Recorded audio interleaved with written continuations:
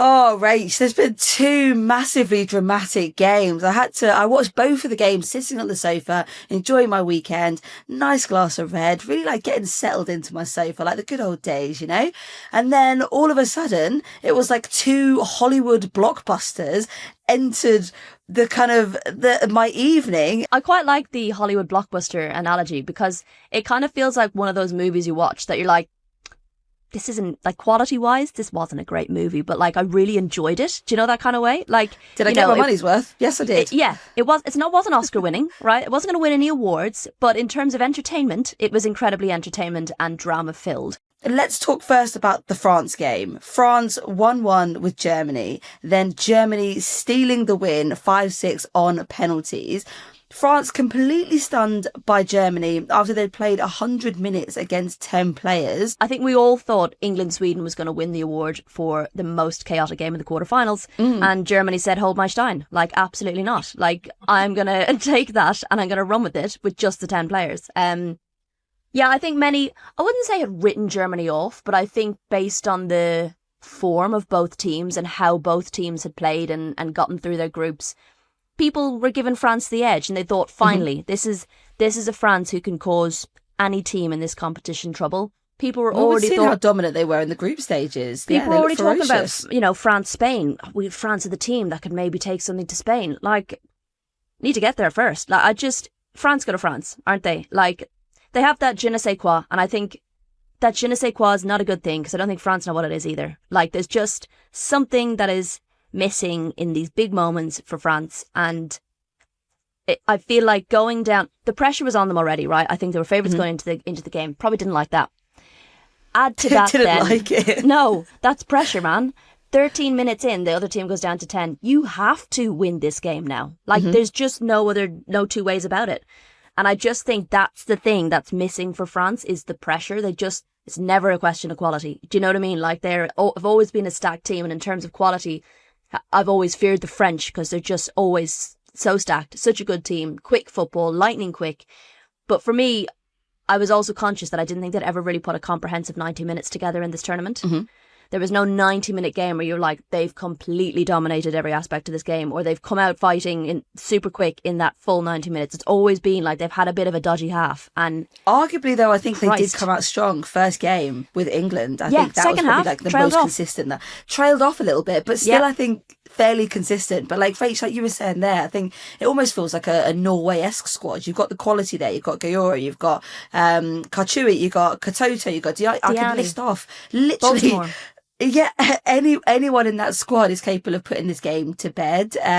But yeah, for them not to achieve that, even after having that a massive advantage so early doors, going against 10 players, I think that was theirs to lose. That was just a squandered opportunity.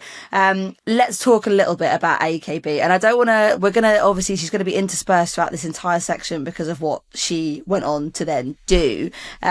Saves the first penalty, scored Germany's fifth penalty, and then saves Alice Sombar's spot kick to clinch the win in the penalty shootout. Also pulled off an extraordinary save in extra time. I mean, there's so many different magic AKB moments in here. I mean, if you haven't seen this incredible save that she does in extra time, the ball, you have to definitely go and see it. It's so that the ball ricochets off the player. There's a looping arch that looks like an AKB is kind of, I'd say about 2 meters off of her line.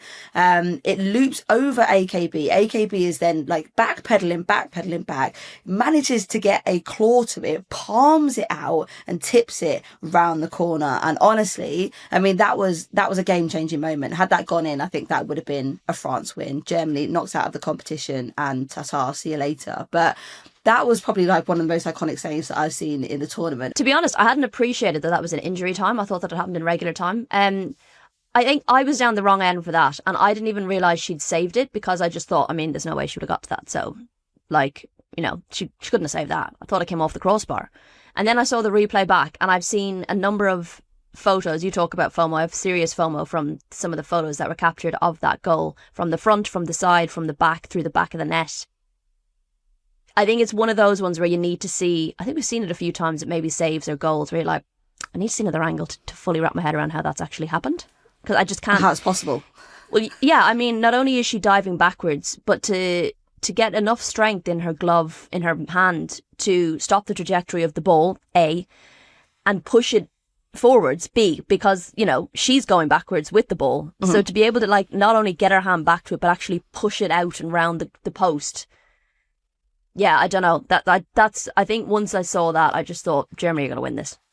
Weirdly enough, those moments are actually things that you train for as a goalkeeper. You'll have your goalkeeper coach get you off the line. They'll then put balls over you and then have you like try and, as you're going back, try and force your body forwards. It takes a shit ton of core strength for a start, but to happen in that circumstance, I mean, that was incredible. That was an absolute class, like world class bit of goalkeeping and fair play to her. I think, you know, that game, I think was definitely a testament to AKB and how much she can kind of impose herself in the game. And not only that, but taking a penalty kick as well. I mean, the absolute, I just, you know, we've seen it go wrong. We obviously saw it go wrong for Sweden, but then for AKB to step up and take that, and it was a great penalty as well. This is not one of those, oh, just about got it, just about clinched it. It was a cracking strike. I mean, what were you thinking that moment, Rach? Because you were either like, she's going to be the hero here or she's going to be the villain. Well, look, I'm not going to criticise Falk for stepping up and taking a penalty in the first 5 and then not feel the same about AKB. I still don't think a goalkeeper should be in your first 5 penalties, personally. I think they've enough to be worrying about in a penalty shootout.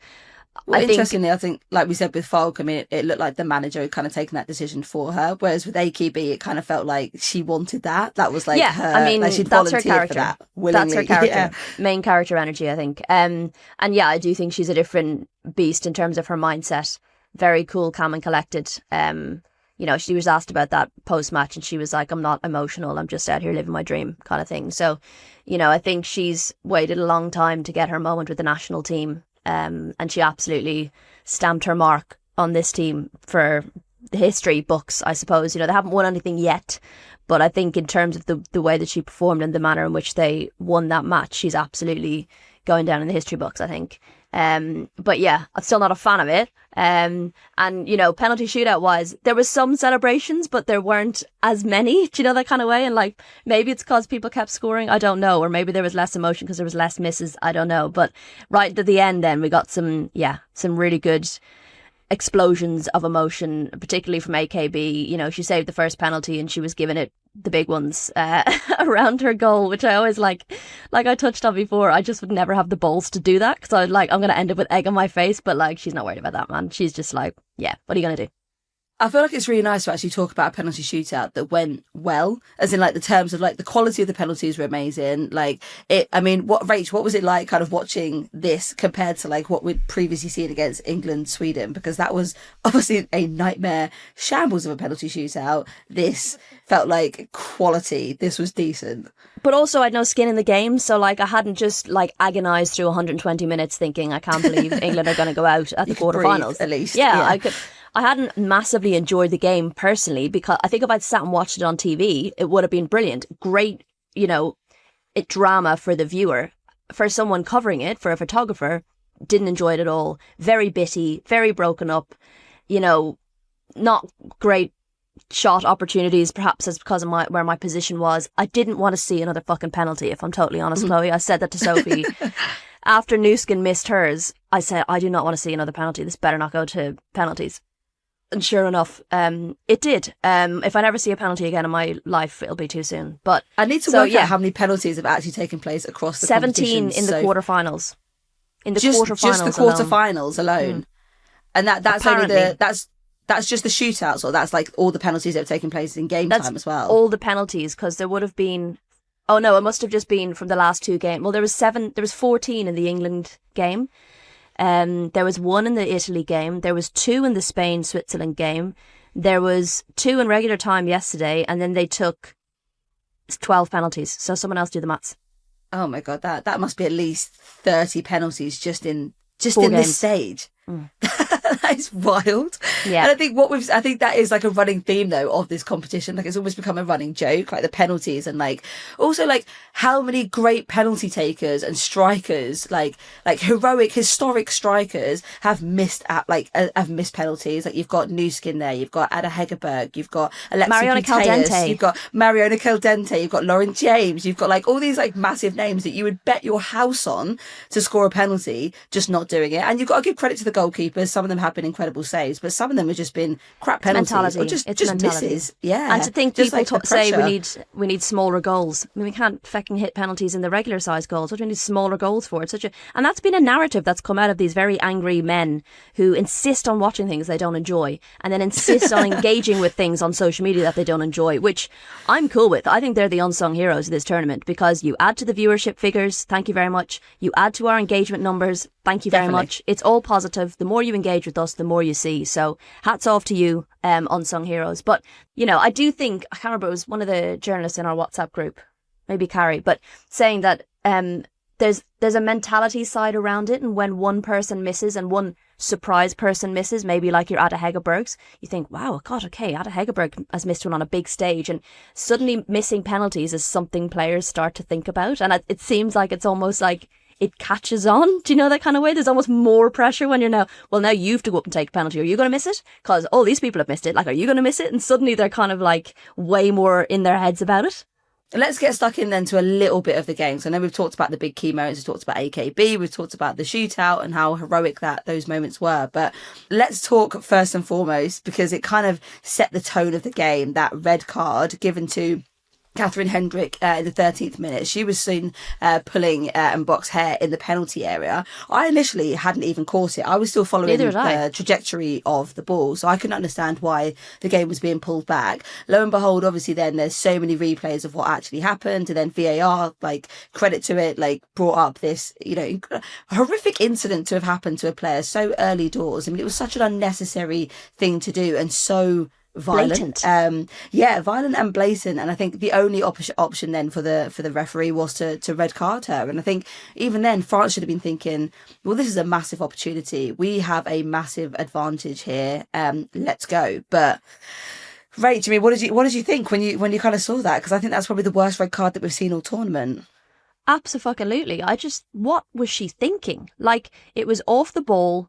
You know, I've seen some people say, oh, maybe she thought she had her shirt. I mean, the shirts aren't that fucking stretchy. Like, she had the hold of her. Absolutely not. Kendrick is such an experienced player. Not that you would forgive an inexperienced player for doing that. You wouldn't forgive anyone for doing that. But you could almost be like, at least say an inexperienced player doing something stupid. To have such an experienced player do something so reckless, so stupid. In the box, so early on, in the day and age where there's VAR, you're not going to get away with that nasty little shit, you know, that you think you can get away with where a ref isn't looking. I just can't wrap my head around it. On top of that, like, even Germany already had like a week in defence with Wamser and Gwyn not being available. Gwyn injured, Wamser out because of that red card. God, they love a red card, don't they? To then have a key defender do something that idiotic. She must have been sat in that dressing room thinking, I'm just going to go home. Like, I don't want to face my team after this. Like, if they had lost that game. God. I think that's the only redemption that they actually managed to pull this game out of nowhere. Rach, you kind of picked up on something, and obviously it happened really early doors with that red card. But you said, and it was something I hadn't particularly even noticed. I knew it was a little bit of a bitty game, but obviously you're trying to shoot the game, like you're trying to get all the action, and it was very stop-start for you. So you said you picked up on the fact there was 50 fouls and only 6 yellows. I mean, talk to me, because I hadn't really appreciated. I knew it was spicy, but I hadn't appreciated like it was that bad. Weirdly enough, for a large portion of the game, there was 3 yellow cards. I think up until maybe 2 of those yellow cards came in extra time. I think there was about 45 or 46 fouls in the regulation 90 minutes. That's a foul every 2 minutes, which might not seem a lot, but they were obviously happening more than every 2 minutes. You know, you might have had longer periods in the game, but I just think the ref really struggled yesterday. She was giving out frees left, right and centre, obviously. And even if those frees you might have looked at and said, that wasn't a free, that was soft. For me, that's irrelevant, because there's an accumulation factor, surely. If you've pulled a team up 4, 5, 6 times for a free, why are you not handing out more yellow cards? It's the only way you're going to get a handle on a game like that. And it was a feisty game. These two don't like each other in terms of on the football pitch. There's history there. France wanted revenge for the last Euros. Germany knew they were somewhat of the underdogs going into this game. You know, even after the red card, when they were getting ready for the penalty, there was pushing and shoving going on between France and Germany at one point at the top of the box. You know, this was always going to be a tasty fixture, and I just think the ref completely lost control of it.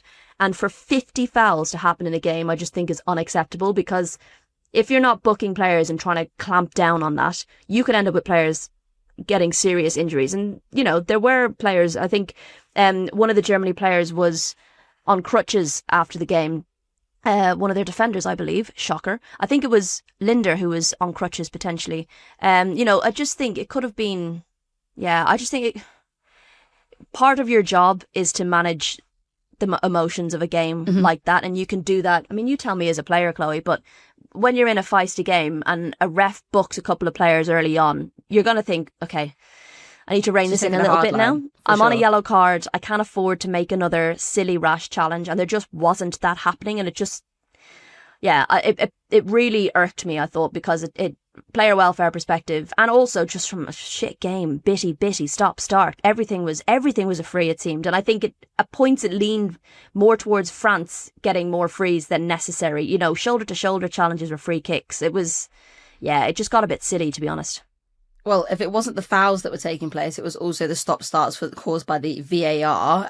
Couple of VAR checks in this game, which obviously didn't go France's way. 2 goals ruled offside. One of the goals in particular, my God, they should have just given it for the pure quality and beauty of it. I captured that friggin' goal. I captured the back heel from Cascarino, and honestly, they ruled it out. I was absolutely raging. I'd got nothing. I got so few good shots in that game. And I was like, oh my God, I've actually managed to capture Cascarino back-heeling it. Unbelievable. I'm going to show you now, Chloe. Go on. I'd managed to capture the back heel. Oh, mate. It was like that Russo-esque at the near post kind of vibe. It was that. It was just, and it was a moment of pure beauty. And you can see the disappointment and upset in Cascarino's face when she'd realised it wasn't a legit goal. And they're momentum shifters, those moments. You know, if that ball had gone in, I think France would have, you know, chests out, shoulders high, head back. Yeah, we got this. We've got it. Like, here we go. Floodgates open.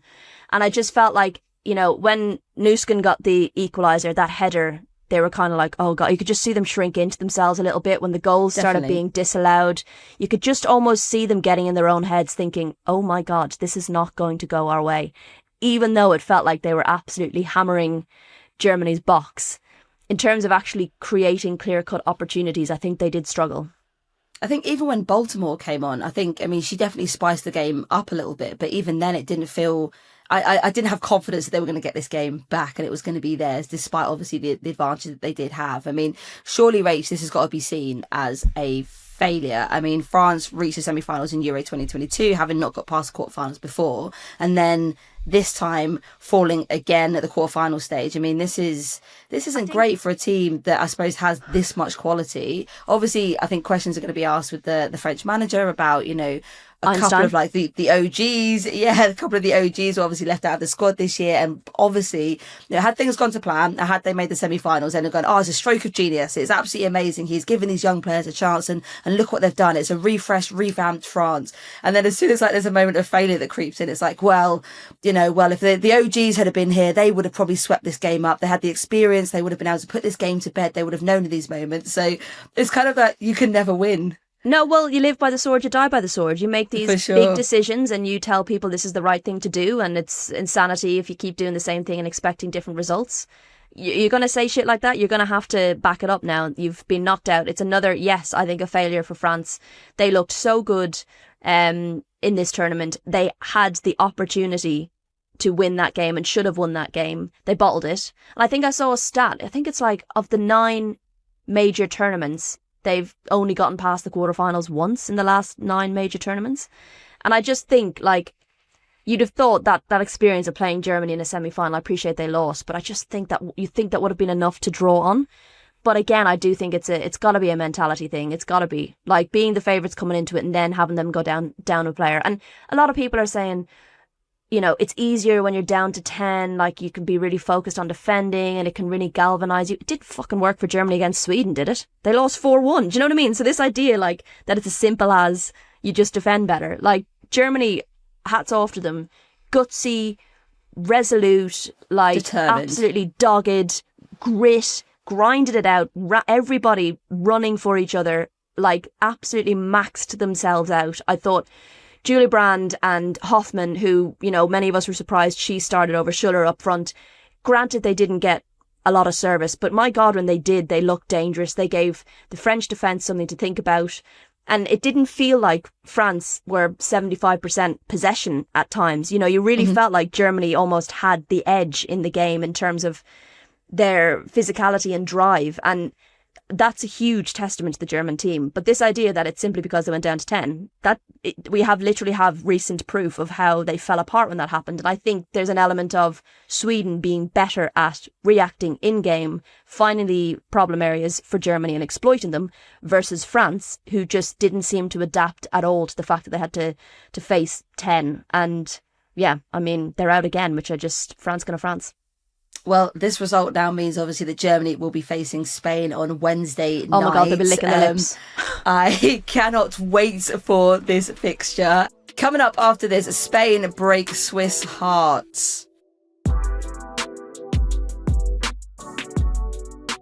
Spain ended Switzerland's fairy tale run, but it took more than an hour to finally break Swiss hearts with the first goal in 66 minutes. Spain are winning the game 2-0 against the hosts.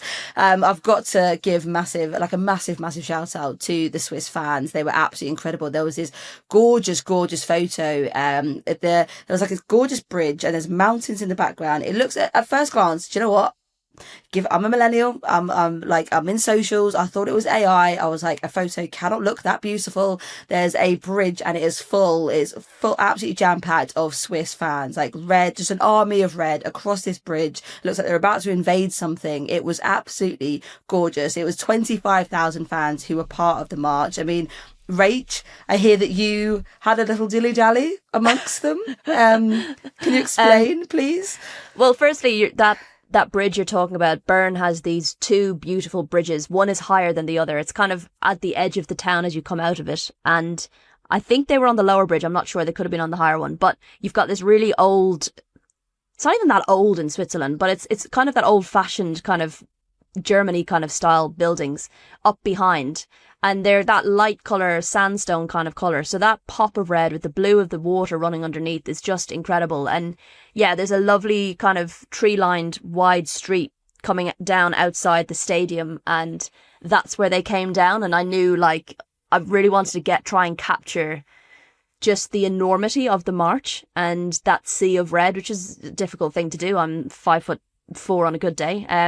So I'd found like a little block to stand on and I was trying to get like that idea of how many people turned out. And I think the stadium had something like 27,945 or something inside. It was sold out.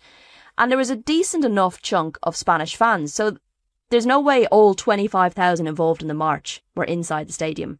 So you would have had people being involved and it started at 5:30. They got to the stadium about 7. That's how bloody long it took. And they had a whole they had an escort car that had like a sign on top saying like Swiss fan march. They had like police escorts at the beginning. The whole thing was like fully planned and organised. And yeah, just an incredible thing to see. To think this isn't a country that has a really established women's football scene. To have developed that in arguably quite a short space of time was incredible. And as cliche as it sounds, they were absolutely the 12th player for Switzerland. They played a really big part. The cacophony of noise inside the stadium, I don't think I've experienced before because, you know, yeah, you've been to like your Wembleys or maybe even Stadium Australia, but they're much bigger, kind of broader, slightly more open stadiums. This is a smaller stadium. They're more on top of you, kind of more above you, and it just allowed for that cacophony of noise to just reverberate for 90 minutes. Every kick, every save, every bit of defending, every tackle, every ball forward, every time they got across the halfway line, like the Swiss roared, and it was cool to experience.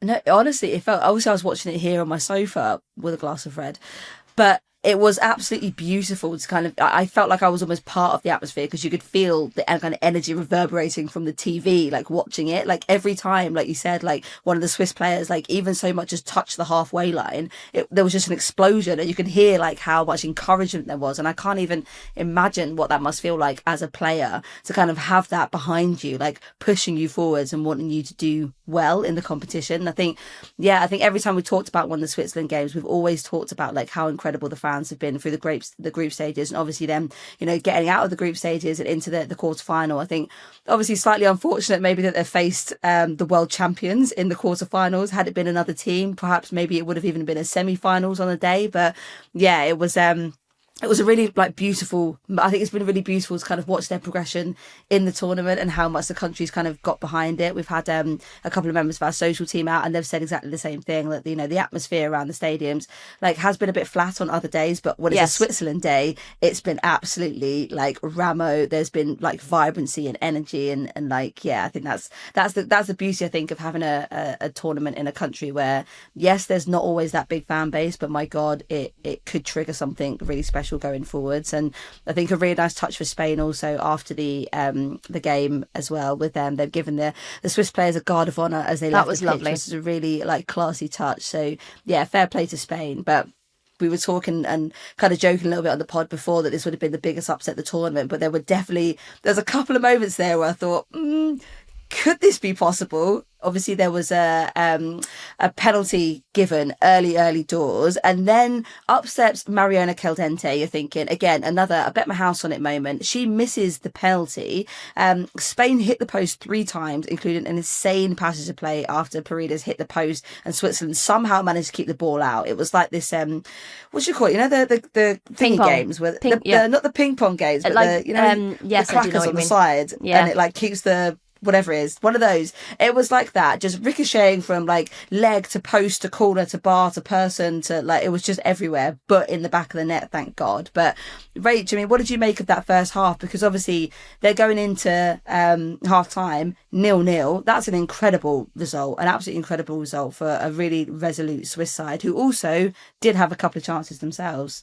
I think they absolutely nailed their game plan. Pia Sundhage did a brilliant job of working out what to do. You know, there was a moment, I think, when they were 2-0 down and we had a note situation. You know, we love a note. Same thing happened in the England game, because everyone's doing the whole like, what did it say? Blah, blah, blah. And I was like, probably said what it said in the England game. We're going to a back 3. Like, do better. That's what happened. No, not even that. We're changing formation, which I really rated. I thought, you know, some of the Swiss players ran their socks off. Obviously, defensively, superb. Like, so on it. You could just see in their faces they were just laser focused on their job, constantly checking their shoulders, like had an eye on where every single Spanish player was, you know, doing their best not to dive in, all that kind of stuff. I know there was a penalty, and I feel like that's going to happen when you've got the quick feet of Spanish players. You're at such a risk when you make a tackle in the box. But I just thought they got their game plan absolutely spot on, and to go in at halftime 0-0 was incredible. I think and it's tough for Spain, like coming up against a crowd like that is something they have to manage. You know, they were frustrated. You could tell they were getting frustrated. Definitely frustrated. There were some angry faces. Going in at halftime. Things just weren't going their way, and it was a real lesson in patience, which we know Spain are generally a very patient team if they're not scoring. So, you know, I think for them it was a really good challenge to have before you get into the semi-finals and potentially the final, is to be challenged like that, to recognise how patient you can be and still have your game plan come off. And I think for me it was like, how long can Switzerland keep this up? And I think we've seen it a little bit, not as maybe well done, but in previous games where the team potentially, I guess, have the right sort of game plan, but perhaps not the quality or the fitness to be able to sustain it. And I think Switzerland maybe came closest to doing that. Definitely. I think what impressed me most about Switzerland was the fact that they almost swarmed Spanish players. They didn't give them a lot of time on the ball in the first half. There was times where, you know, Spain would have the ball, they'd look up and a Swiss player was coming in, or 2 Swiss players were coming in from either side of them and just like clamping them down and just like not giving them room to breathe. It was almost like a reversal in a way. And I think even when Spain did manage to get into the box, and I think Switzerland have to appreciate that was going to happen, but what their game plan seemed to be was crowd the box to give Spain as little space as possible to maneuver, to back heel, to twist, to turn. And then it just resulted in like this kind of almost like blockade, I think, of Swiss bodies that sort of, it gave Spain little space. But I think, again, Rach, my concern, I think we kind of mentioned it in the group chat, was this is all well and good, but how long can you sustain this for? Because this takes a shed ton of energy if you're going to try and pack the box out and then also try and counter on those rare moments that you do get. I think what I did find really beautiful about Switzerland is that they did find those moments where they knew exactly what was going to happen. Spain were going to go forward. They were going to press high. They were going to commit people forwards, and it did leave a lot of space at the back. There was a couple of times where Swiss balls were played out on either one of the wings. Benny, Schurtenliebe, like. Yeah, well, you just had these players driving forwards, and like if it wasn't for this, there was a couple of moments where I was thinking, God, on a foot forward, and I think they would have had it. It would have been, they created one-on-one situations, like they created a couple of those throughout the game. So I think that I was super impressed with that. And they went out to do that. You know, Sundager pushed Benny forward, for example. She wasn't playing in the fullback position, which is saying, I want you higher up the pitch so that when we create chances, you know, we can try and get something out of them. They weren't, yes, they were always going to be defensive, but to push a fullback forward and to say, like, I want you to have the freedom to go for it. And she was brilliant, ran her socks off. I think, you know, perhaps the only criticism was maybe making some substitutions a little bit earlier because, you know, Benny was tiring, Schurtenliebe was tiring. You know, they didn't get substituted until the 90th minute, by which stage I guess the game is beyond you. Pilgrim came on in the 62nd minute. She looked so lively. She was amazing. Yeah, you know, she was good. But yeah, look, I think we all kind of knew how this game was going to go. I think Switzerland performed better than many of us expected. And maybe Spain didn't expect to be challenged in the way that they were. And I think for Spain, it's an important experience in a major tournament to have had a game like that and come through it and been patient and score the goals. And that will just give them more confidence because they'll be like, grand, if that happens again, we know we just need to be patient. We know our game plan will work and we know we'll get goals. Well, I think that was the experience element of Spain coming forwards because like they waited until the 66th minute to get their time to shine. And it was a great goal. I mean, Castillo on for 4 minutes and then, set up beautifully by Aitana Bonmati, this gorgeous little back heel just in the box that kind of, and then Castillo kind of like, she has a split second there to like actually look up, see where the goalkeeper is, and then like bend it around her. Bottom right hand corner, absolutely amazing goal. And then 5 minutes later, second goal from Pina. I mean, again, it's everything you kind of expect from Pina. Kind of takes it to a right, and it just curves in the top right hand corner. I think not the downside, but like the controversy around this one is that Leah Volti, like the whole game seems to stop before Claudia Pina that's silly though. Takes a strike. And I've got to say this is on Switzerland and the experience element of it. But Leah Volti, I think, feels like she's fouled in the moment to that. Then actually the ball is taken off her. Claudia Pina then but like no one clamps down Pina. No one comes to, because they think the referee is going to blow for all this players. Supposed fouls. So yeah, a little bit of and you can see like how the frustration from the Switzerland players there, like they should have known better. And then you've got Alexia Putellas missing a penalty late on, saved by new Chelsea goalkeeper Olivia Penn. She's unreal. Was absolutely unbelievable. I mean, credit to her. She was pulling saves out, even when we were talking about that little ping ball moment. Is that right? Pinball moment. Yeah, that's the one. Well done. She, like, it was ricocheting off of her body a few times as well. So, like, these are all absolutely amazing saves too. Can I just make one confession? Oh, God, yes. Of course you can. When Athenea was subbed on, I messaged Sophie and went, she's going to get the goal. Did you actually? Yeah, I'm sorry. We're going to need proof of that. I need to stop doing it. I put it on my Instagram. For the love of God, you need to stop. Like, I need to be stopped. Like, I need to stop doing that in games.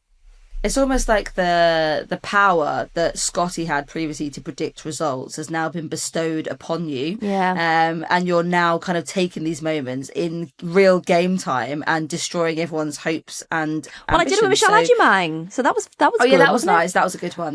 Yeah, I'll allow it when it's the lionesses, but anyone else, just leave it Stop be. It. Switzerland manager Pia Sundhage said after the game, I am very, very proud of Switzerland. If you look at the people coming to the games, it's been phenomenal. Very, very emotional, and they didn't leave. They stayed. We lost the game, but we've won a positive attitude for women's football. Don't really let this comment. moment slip, Switzerland. Don't let it slip. Yeah, capitalise. carry on the legacy. Come on. Make the moment a movement. Oh, what was the banner that was like Spain, move mountains. Not Spain, Switzerland, you've moved mountains. Time to move mountains. Really very, gorgeous. very cool. Yeah. Now, obviously, that results mean that Spain will be facing Germany. Though, given how Germany performed in the last game, resolute, very dedicated, very determined. They will be shattered. They have been put through their paces, probably covered more ground than any other like one fullback left. Exactly that. I mean, Spain have got to be looking at this next result as they must be excited about it. I think they've got a good chance of winning this one. What do you think, Rach? Yeah, absolutely. We were saying that last night. We're like, the biggest winner out of last night was Spain. But equally, if Germany have taught us anything, it's don't write them off, which I'm sure Spain would not do. But I think after 120 minutes of football, down to 10 players. Sjoska Nusken's going to miss the next game because of yellow card accumulation. You know, God knows how many defenders aren't available. I think Spain will be happy in terms of the way that the game went. But again, will be very professional. I don't think they'll write Germany off. I think Germany, at least that's a big lesson that's come out of last night. Oh, God. I mean, Germany, obviously, I actually don't know how this game's going to go. I feel like Germany are kind of like never say die until the final whistle. But Spain also just have the patience to keep on going. They have like endless legs on them. They've got a stacked bench. Like the depth in the squad is crazy. They've pretty much dominated most of the games that they've had. Even the Switzerland game, domination, yes. But I don't know, Rach. I just feel so nervous. I feel nervous for everyone in the semi-finals, let alone just the Lionesses. Talking of which, England get ready for Italy, who they face on Tuesday night. In huge news for England, Esme Morgan said on Sunday that everyone is very optimistic that Leah Williamson will be fine after her injury in extra time against Sweden. That was a super hairy moment when she went down, and she doesn't go down easily, Leah Williamson. I was thinking, oh God, this doesn't look good. And the turnaround time between obviously the quarterfinal games and the semi-final games, like it's tight, and you don't want to rush players back, and you definitely don't want to risk any further injuries. But it sounds like good news. It sounds optimistic, which is good. I'll believe it when I see it. Because I think, fucking Germany keep naming Julia Gwynn on the bench, for Christ's sake. You're fooling nobody. She's in a knee brace on crutches. Christ, so, actually? Yeah. So, I mean, I literally last night I thought at some stage they might actually have to bring her on. But I do, as positive as that sounds, you're always going to say that. You're not going to tell your opposition, by the way, this player's going to be out now. So I think when I see the lineup, I'll believe it. And, what about LJ? She went down with an injury. What about Lucy Bronze having to tape up that hamstring? Is Alex Greenwood's shoulder okay? Like Hannah Hampton's nose. We both know Hannah Hampton can play with one nostril, so that's fine. But I think I'll believe it when I see it. I think it'll be intriguing, the lineup, because I think many are hoping for a couple of changes. We did look so dishevelled by the end of that game. It honestly looked like we'd all been to Basel. After the Sweden game, apparently some of the players stayed up to watch Love Island and let their adrenaline come down before going to sleep. I get it. I mean, I had to do that. Not Love Island, but I had to do that. I've not seen Love Island, but I've seen everything across TikTok, and I can't imagine that your adrenaline actually went down, because apparently it's chaotic, misogynistic, and a little bit vile this year. So, something a little bit nicer. I watched Interior Design Masters again. That's how I needed something that like I'd seen before that was cool, calm and collected. It's either something like that or it's a bit of true crime, just to kind of ease my mind. A little bit of murder. All right, Nana. We know that Serena Wiegman is like, do we see any changes being made to the starting 11? A lot of people obviously calling for, one, Chloe Kelly's knighthood, but also for her position in the starting 11 after what she did last game. I know, Rach, you're a massive fan of like, there are players that are just born for impact sub mentality. I wouldn't say born for, like, there's definitely a time where she should be in the starting 11. I think when you're in a tournament where people think they know how you're going to play, then you bring on Chloe Kelly. I think if you tell them, by the way, this player is going to be starting, they'll be like, right, we need to make sure we don't let her get any crosses in. Like, it gives opposition time to prepare for a player like that. And I think that loses the impact. I'm not saying she shouldn't be in the starting 11 in the future, but I think for this tournament, what she can do off the bench, the lift she gives the team when she comes off the bench, that's the weapon that she is. And for me, that's not where the changes should be made. All right. Do we see any changes being made? I bloody hope so. First of all, we don't know if Leah Williamson's going to start or not. I would consider starting Esme Morgan. I thought she did well when she came in. And I do think Jess Carter has struggled. And I think nearly every team that England have played have targeted her position, wherever that might be, given they move her around the back line. So I just don't think there's a need to give the opposition a clear area to exploit. Yeah. What do you do about that? I mean, we've had Alex Greenwood kind of, I don't know, shore that up a little bit, kind of come in and kind of, I don't know, provide like a little bit of backup, I suppose. But at the same time, then you've got players then being dragged out of positions, kind of assist in that area, and then it kind of exposes more central areas. Well, I saw someone on Twitter say it, which I thought summed it up really. And I don't like targeting or blaming a player, but I think if a player is struggling, you're putting more pressure on them into another game to be like, right, go and play another game and you know, do better. It's a lot, you know. And I think when you've put a player in left back, left central defence, right centre defence, there has to come a point where you're like, maybe we need to put someone else in there rather than just moving the kind of issue, if you like, a little bit at times. And look, I think they played better when Carter was right of centre defence and Williamson was left. But yeah, I just think, look, it's a bit what you said earlier. Damned if you do, damned if you don't. If you do make the change and it doesn't work, why did you do that? If you don't make the change and it doesn't work, why did you do that? So, you know, that's why you're the manager and we're not. But personally, I think Morgan did well in that position. Everyone's crying out for Mela Tizier, Lotte Wubben-Moy, what do they need to do to get minutes? But I think the fact that Morgan has had minutes in a high-stakes game in the Euros now makes her the obvious choice.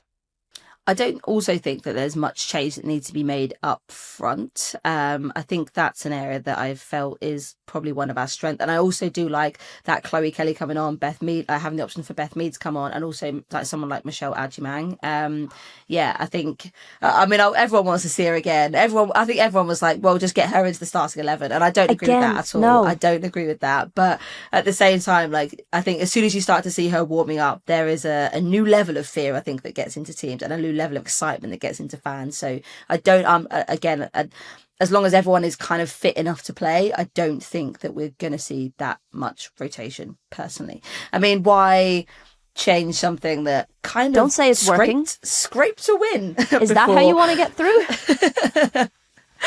Talking of the opposition, Cristiano Girelli has taken a lot of the headlines, but Sofia Cantori got 2 assists from the right-hand side too. Really lovely to see the Italian squad turning up to watch the Switzerland-Spain game as well. I thought that was a really lovely moment. Obviously, to kind of suss out what the potential opposition could be at latter stage in the tournament, but also just to be there in the moment to enjoy. Yeah, to take a second out to appreciate the beauty of the tournament. Yeah, I'm sorry. I'm glad you brought up Cantori. What a wand of a foot, like laser accuracy with some of her balls. Unbelievable. So I'm glad she's getting a little bit of love. But yeah, this is a big moment for the Italians. And I think it'll be how they handle the emotion of the occasion. I think they're an emotional team in a positive way. And they use that emotion to really drive them and galvanize them as a team. And I think that is best exemplified by their anthem, and I urge you to watch the contrast in the way that both teams sing their anthem when this game is played, because it could not be more contrasting than England and Italy. I think it's going to be just as much a battle on the field as it is off. I feel like the Italian fans and the Lionesses fans, like, it's going to be such a partisan crowd. No, the 100%. Italian fans are going to be insane. Do you reckon they're gonna outdo? 100%. Yes. Do you reckon? They'll share a border with Switzerland. There's an Italian kind of connection with Switzerland. They will absolutely be there in numbers. Oh my god! I mean, I mean, you have to place that as a factor. I mean, like, you look at how impactful the Switzerland fans have been, like the Spanish Germany fans. The Germany fans. Last night, yeah, it's unbelievable. 100%. A little bit of light-hearted news before we break off, Rach, and give each other a moment to decompress from all of the quarterfinals, to get ourselves prepped for another incredibly exciting and probably very dramatic round of 944 penalties. Michelle Adjumant and Lucy Bronze are going to build the stadium out of Lego before the semi-finals. So that's going to take ages. Have you seen it? It's huge. Well, that was my slight concern, that obviously there's not a big turnaround between quarters and semis. So I think the focus should probably be on the on-match prep. But my God, guys, it takes you out of it. It's been a Euros of who can outwit each other mentally. So maybe taking that time away to decompress and focus on your Lego is the best way. And also, Michelle Adjumant, it doesn't matter when she comes on, in what moment, to do what, and what her task is, she nails it anyway. So all I'm thinking is they build that stadium and someone comes along, you know, in Zoolander, and they go, "What is this? A stadium for ants? This needs to be at least 3 times this big." Do you know what? I think that if there was going to be anyone who was going to be like that, you know, that big sister mentality of like just stamping its pieces, it would be like, I don't know, like an Ella Toon or a Kiara Keating, like that kind of like cheeky chappy. Who's the cheeky one that's going to break the stadium? There you go. Kiara all day. Sorry, Kiara brings the vibes, so that's what she brings told the us. vibes, but she's also got a lot of sass about her. So I would say her.